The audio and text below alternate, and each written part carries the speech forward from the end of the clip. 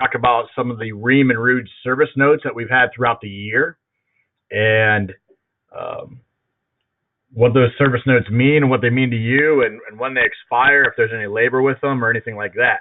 So if at any time you got any questions, you can ask a question on the screen, and I'll sort through them and try to answer them effectively as we go. So first thing, some of the service notes we're going to cover today is one we have currently with the heat pump reversing valve. We have one, a commercial unit spark wire, and that's more of an upgrade versus an issue. We will talk a little bit about some of the gas furnace upgrades that they're doing or going through.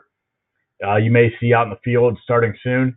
There's a tag on the mod furnace, actually all 90 plus furnaces that we will address. We will talk about the EcoNet humidity sensor and EcoNet, the new EcoNet thermostat. And then also there was a service note, an old service note about a transition outlet air elbow on the gas furnaces, 90 plus gas furnaces. So the first one we'll address right now is it's called the SCAQMD Rule 11111 compliance tag. We've got a couple questions on this from whether an owner, installer, service guy, as they see this. It is attached to the wire going to the induced draft motor. Pretty much this tag is for a Southern California ruling only. It does not have any effect on us. All it's stating is that furnace is not in compliance with their rule. So you can just rip the tag off of there, discard it. It has no effect on the furnace. There's nothing wrong with the furnace. You can just go about your normal business with that in case anybody asks. If you need further questions on it or anything, we can get you more information, but I highly doubt anybody will need anything like this. Okay. The commercial spark wire. On the commercial spark wire, what we're looking at there is that they actually made an upgrade to the commercial unit. It was only in commercial gas package units.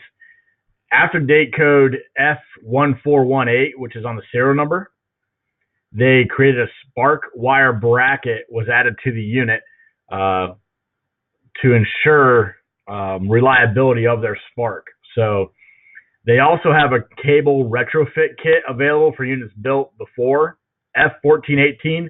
If you're experiencing any trouble at all, you can give us a call about that, and we will get you one of those kits. But to be honest, I have not ordered any of them as of today, so I don't see it being a large issue out in the field at all. But just know that is actually just an upgrade to that unit. Should you experience any troubles with it, feel free to give us a call or give the branch a call, and we'll go from there. Okay.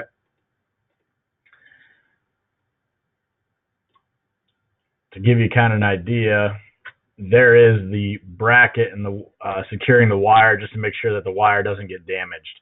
So you can see it just loops through a plastic tie there, and that's it.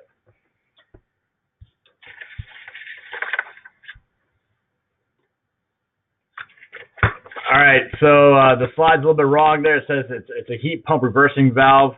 Explanation: it is not an expansion valve replacement. It's a reversing valve replacement.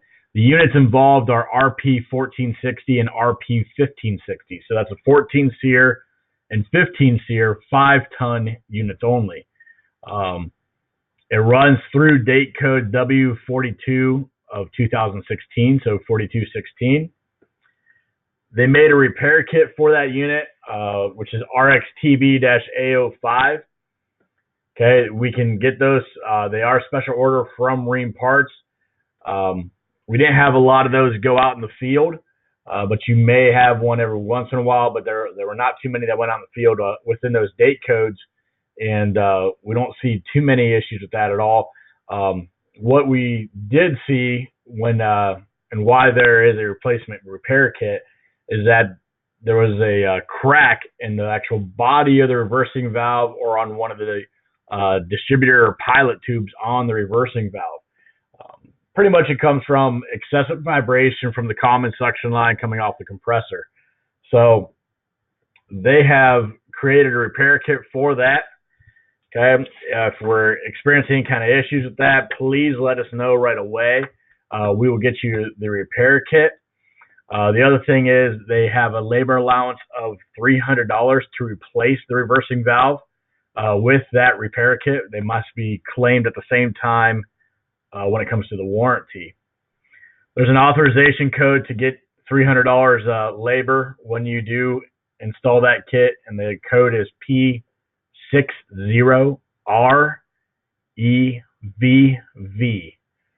So that'll expire 12/31/2019. Originally, the service note was going to expire on 12/31/2018, but they have extended that throughout all of next year just in case you do run into one. So please let us know as soon as possible when you see one of those, okay?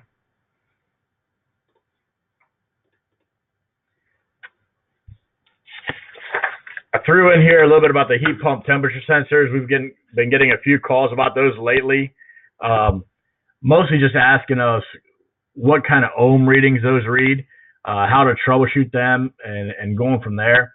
So on all their heat pumps, Rheem and R.I.T.E use 10,000 ohm sensors. Okay. Now their 10,000 ohm sensors are for the ambient sensors measuring the ambient air temperature, and then also the coil sensor on the unit. So the first sensor there, or the first, I guess, reading you're going to look for is 10,000 ohms, and that's at 77 degrees. Okay. I get a lot of people asking, well, how do I get it to 77, or how do I know if it's at 77? What I do suggest at that point is dunking the sensor into a cup mixed with ice and water. Okay, and that'll be very, very close to 32 degrees. At that point, the sensor should read 32,650 or fairly close to that to read 32 degrees. And then that's how you know if your sensor is within calibration or properly calibrated itself. Okay? If not, throw it away and come to us for a new one. So those are the heat pump temperature sensors.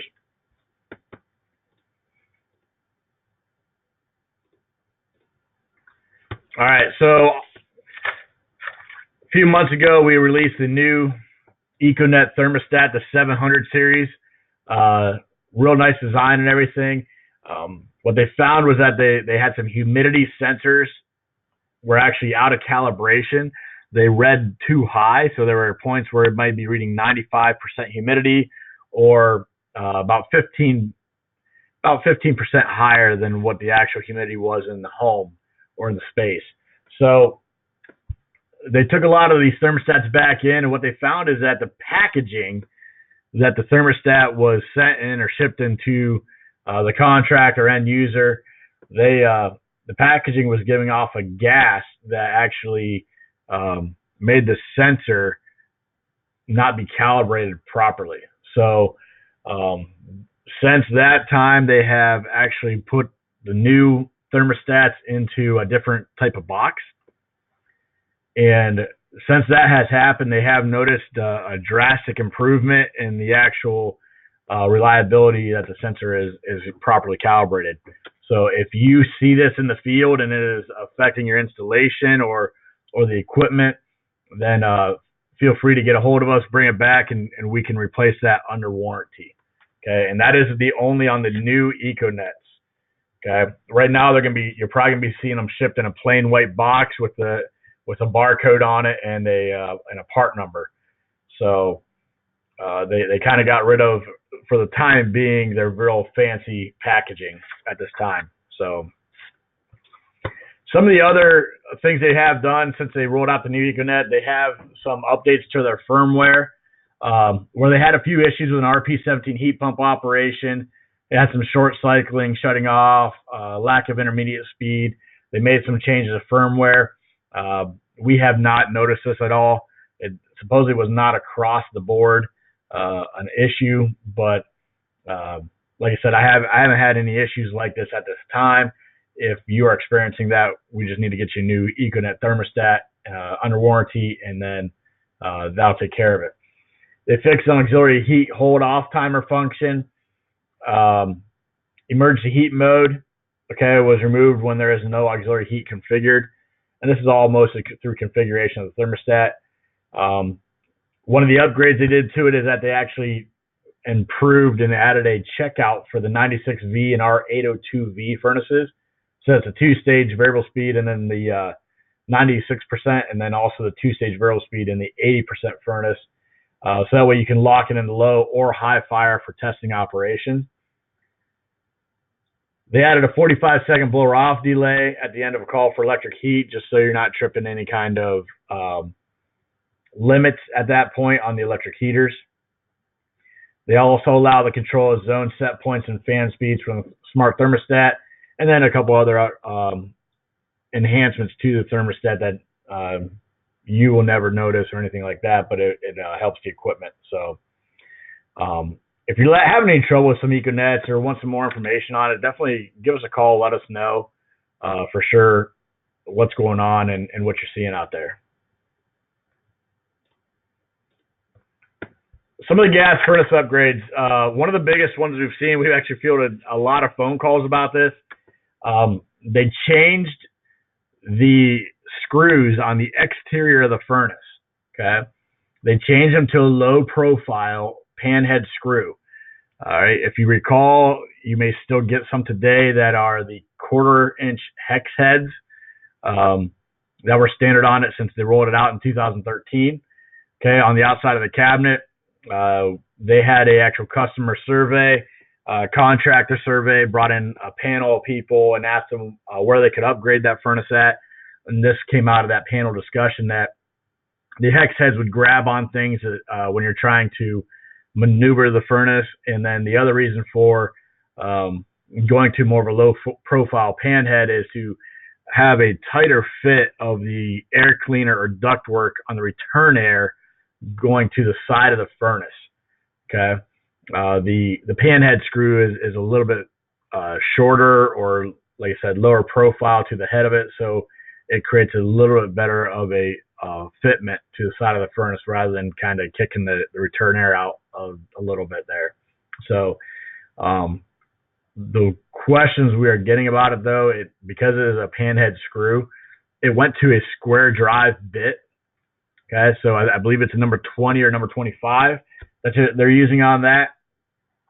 So you will want to inform your installers they will need a square drive bit for those screws on the exterior of the furnace, especially when they're mounting the electric box to the side of the furnace. Okay. The other thing I had on there at the very beginning, we had about the transition outlet air elbow. That elbow was actually on the 90 plus gas furnace. This is a very old service note. So the transition outlet air elbow, you can see the part number there. It was on the dates involved on it were W2316 to W3616. It was all 90 plus gas furnaces at that point. Okay, where you may get a little condensation leakage from that elbow where the rubber coupling is actually securing it to the inducer motor. The reason for it is that where they molded it, or where the company molded the elbow, the seam right here would actually not allow the rubber coupling to seal properly, and you could get a little drip of condensate coming from the flue gas. Okay, you can see the drip actually would drip down there on where the trap is. It would come from this area here. So if you are experiencing that, please turn them into us. Get a new elbow. I've had some people sand them down and they said they worked great. I do suggest replacing them just to verify so we can get them elbows back to Rheem and they can get them back to their supplier. Again, this is an older service note. It actually originated back in 2016, and they just extended that service note to this year. So if you're seeing that, let us know.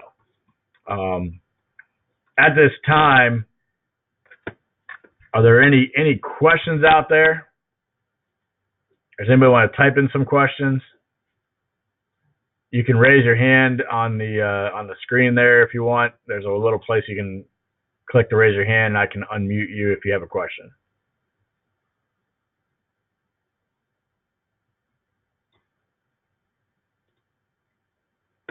All right, Greg, you have your hand up? Yes. How do I get these service notes? All right, so these service notes we produce, we send out to all our marketing dealers. So you should be getting them through either email or sometimes through the fax if we do not have your email on hand. If you're not getting them, I definitely want to know so we can check our files to make sure we have the proper email address on hand. Yeah, it's been quite some time since I've received one. Like my question says, John Hendy was still a salesman the last time I got one. Okay, so it's been definitely a little bit of time there. So let me, I'm going to contact you and make sure I get your email properly so that way we can make sure you are receiving these service notes. Okay? Excellent. Yep. All right, does anybody else have any questions at this time?